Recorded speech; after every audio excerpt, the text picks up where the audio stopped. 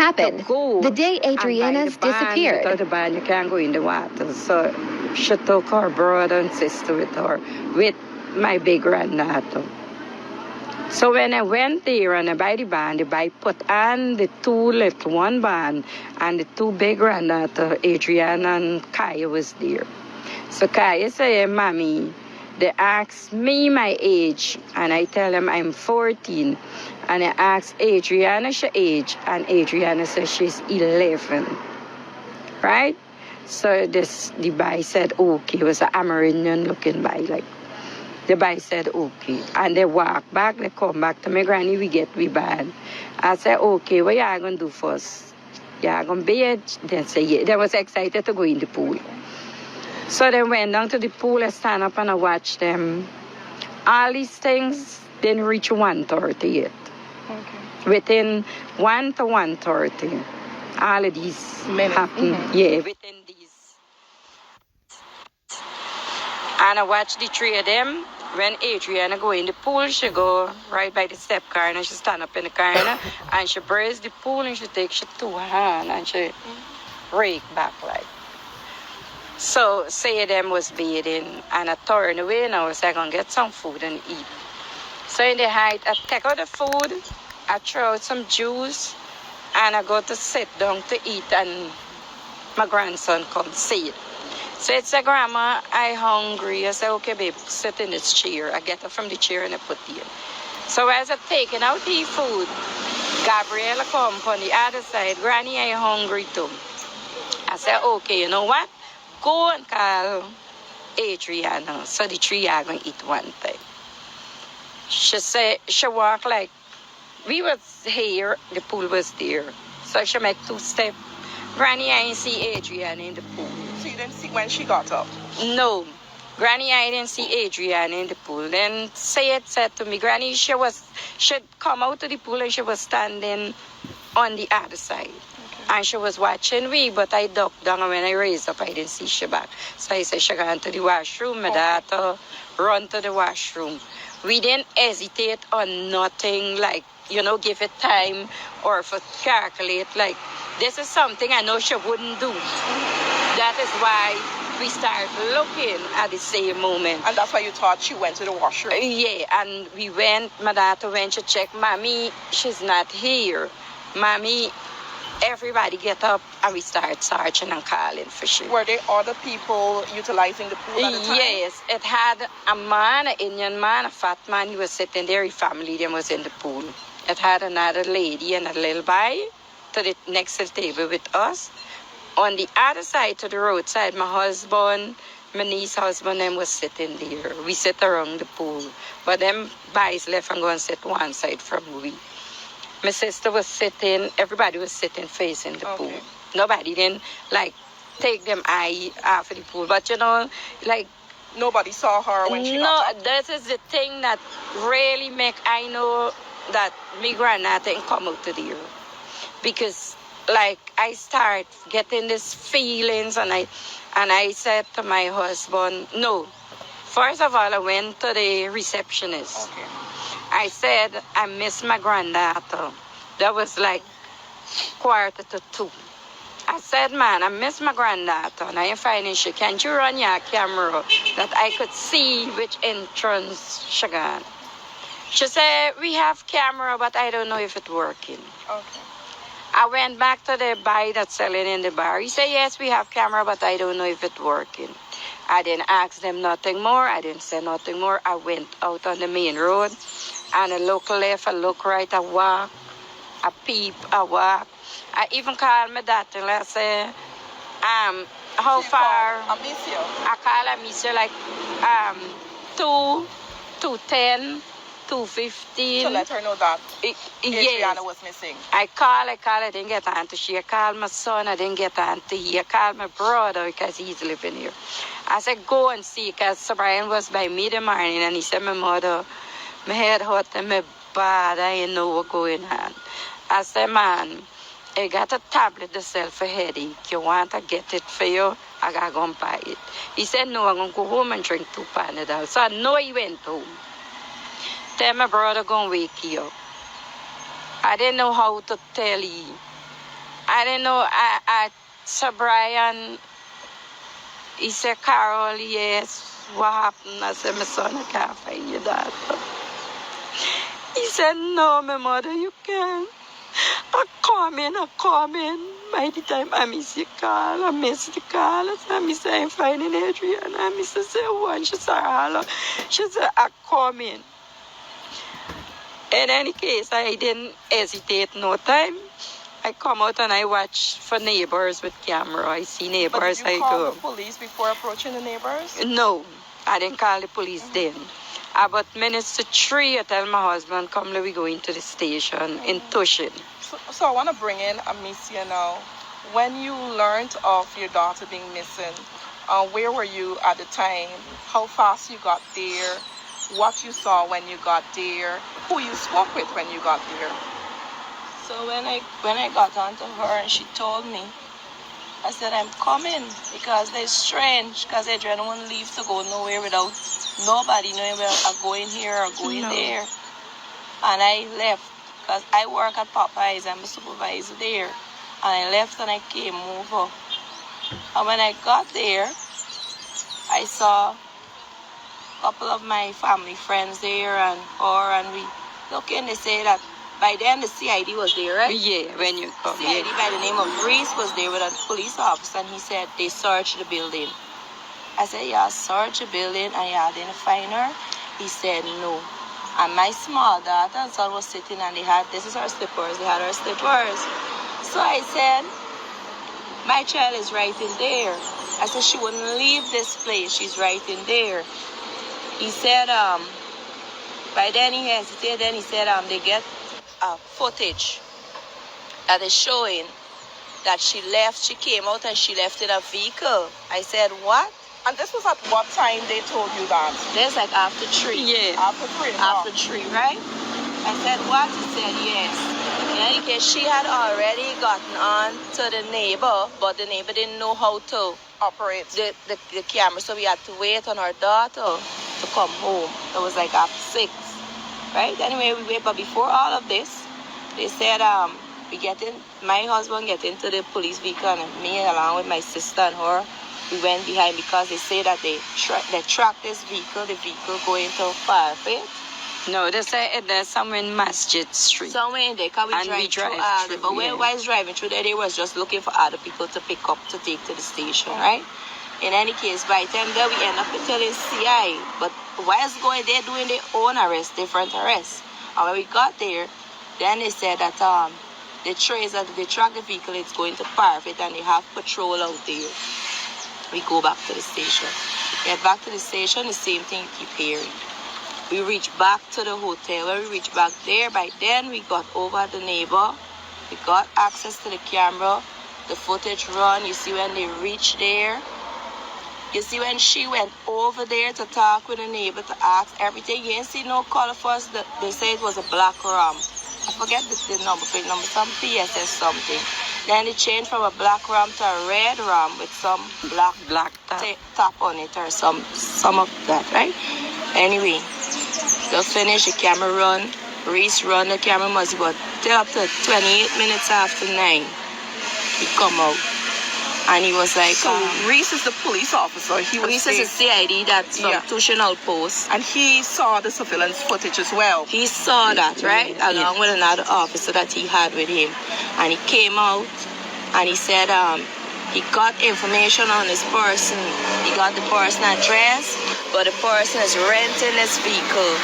And he got a picture of the person and he's going to go to the center and look at the footage that he's telling me that he saw my child came out and went into this car. And then he's going to go to Parfit. So we even asked him, we said, we can't come with you. I said, we won't come out of the vehicle, but can we come with you? He said, no. So I said, but you run this camera here and you saw nothing of what you're saying that is on that camera. I said, can't we go over there? Can you shut down the building so we can search properly? Because I said, I don't believe that my child left that building. Right? He said, you want me to be left without a job? I can't do that. You want me to be left without a job? That's what he said to me. I said, okay. He left and he went. I never saw him back. I don't know if he was ever there back again or what, but I never saw him back. The only time I saw him back is when I went to the station at Lenora after dropping the body at the hospital, and I take her out to the mortuaries. We'll get to that, but I want to bring in also Amika, the aunt. You were also there the afternoon after she went missing. You spoke to anybody at the hotel, and were you able to also speak to the police? All right, so when I got there, I think it was just after 3, and we initially there were people outside, neighbors that are like family, all right? So we were outside, and then we went inside to ask the staff. There were 3 staff members inside a room to ask if they had seen her. They laughed at us. The girl was laughing and bowing their heads and, just carrying on. So we said, you can't do that. You can't laugh. This is a serious matter. This is an 11-year-old child that has gone missing, and you're laughing. By then, the bowler, the owner's son, came in, and he saw me with my phone because I have a video of that. And he's like, you can't video here, you can't video here. I said, I'm going to video right here because this is an 11-year-old child that has gone missing. You can't tell me what to do. By then, he was on his phone calling persons.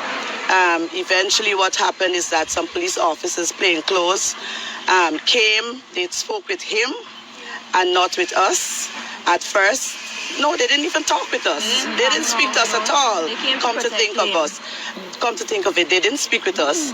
They went to him, they talked with him, and he never came to us. We were standing like we're over the road there, just at the edge of the road. He was over this side. He was up and down pacing on his phone, and he eventually told a young man from Virgin Eugene, came up to him, gave him a pound and said, that girl isn't here. The girl left here, she's not here, right? Never spoke. What happened after is that all of these police officers that were there, they protected him. None of them came to us, say sorry about this, this is crazy. We begged them to shut the hotel down so that we can search. Nobody. In fact, they were like threatening us. We have to move from there, move away from there. This is a man's business place and all of that. During all of this time, there were patrons coming into this hotel. There were persons still swimming in that pool. There were people by the pool side. There were people swimming in the pool, the patrons. And so it was business as usual. It was as if nothing had happened, or was happening, I should say, there. Why the family insisted? At one point, the police told you guys to go home. Yeah, We're investigating this matter. All right, so let me tell you direct. Mr. Mandal, the commander, came to me. He came, and he said, all right, we're going to allow you to search, but we're going to allow 2 family members to search. So we said, no, not 2. Two persons are not enough to search this big place. And then he said, okay, we're going to allow 5 persons to search. But we have a video here showing that this is the girl. Mandal told me. We have a video here. He has his phone in his hand. We have a video here showing that the girl left. So I said, show us the video. Up to now, Mandal never showed us that video, but was insisting that we clear the road and that we go home because he has a video on his phone showing that she left. You understand? So we knew, back to your question, we knew, the family knew, I knew that Adriana would have never left that pool. Listen, Adriana is extremely, extremely quiet. She's a happy child, but she's also an introverted child, right? So she's not this child that will just wander off. She's not this child that is troublesome. You have to, where is Adriana? Go and find her. No. All right? That is not her character. So we knew. I told them when they said to me that her clothes was wet and she's barefoot, I said even if she had on dry clothes and footwear, she wouldn't leave there without letting somebody know. And I said, that's unlike her. That can never be. She's in this hotel. We knew that. Now that you've spoken about who she was and her being quiet, what would have caused her to leave that area, the pool where her grandmother and other relatives were? All right, so we believe that she just didn't leave there. We believe that maybe somebody beckoned to her to come. We believe that, or she was in the washroom and somebody led her away, because when I went to the building yesterday, I saw that they have like these double walls. When I checked, they have double walls that are passageways. So we believe that somebody actually took her, either called her and she went to them, you know, to see what they wanted, or grabbed her. She just did not leave. She wouldn't leave. My God. Now going back to the night, after the search was conducted, did you check the pool? All right, no. Great. All right. That was the first thing we did. Everybody jump in the pool and feel one set at 4 of them. 2 come like this and 2 come on. It had a man training some children there. And the man put the children on the side and he helped us. And look and look and look and feel. And the owner even come and say, feel behind the stairs like where this go down on. Feel behind there. They check again. Adriana was not in the pool. She was not in the pool till they put her in the pool. Okay. And so the night was a search also conducted in the pool, around the pool, in other sections of the hotel. Yes. So I think Amisa can speak about the name of the officer that came and eventually said, let's search, right? That was one of the... I can't remember his name. That was Harris. Harris, yeah. Harris came like around 12, 11 to something. 11 something, just before 12, and he shut down the place. What Mr. Reese could have done earlier, he came and he did. And he said the footage that you're hearing about, it's a misinformation. He said there's no footage, your child is right in here. An officer told you that? Yes, he said that. He said this is a misinformation, and he said we're going to search. And he allowed us to go in, but still we couldn't have go in like, you know, a whole set. It was just me, my sister, and a friend.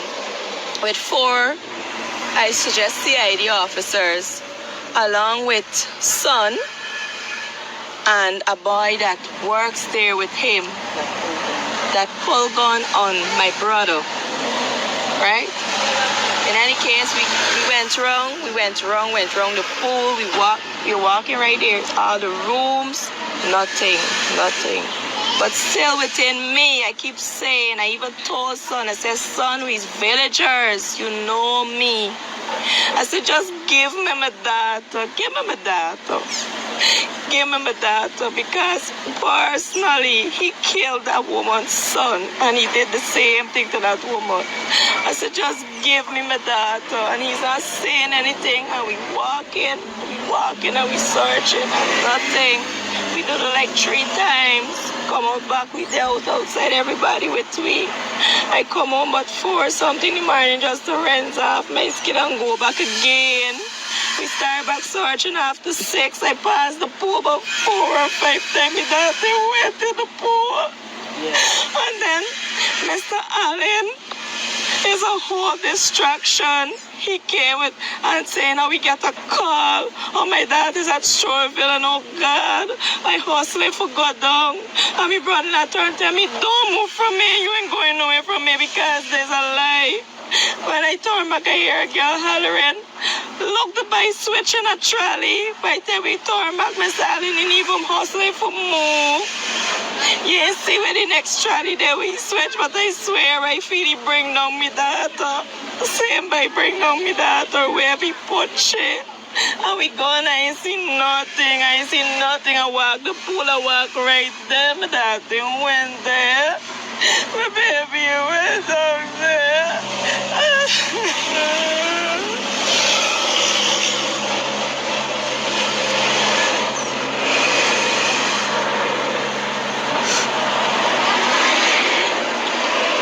So her body was discovered after 10. In the early 9:30. 9:30 her body was discovered. That was when they said to us, they tell me if I could get a clothes that she recently wear, and they getting some dogs to come down. I said, yes, I have she clothes that she change when she go there. So I had to come home, get the clothes and come back. By the time I reach back, like 10 or 15 minutes after, then somebody say, look, somebody throw something in the pool and they run.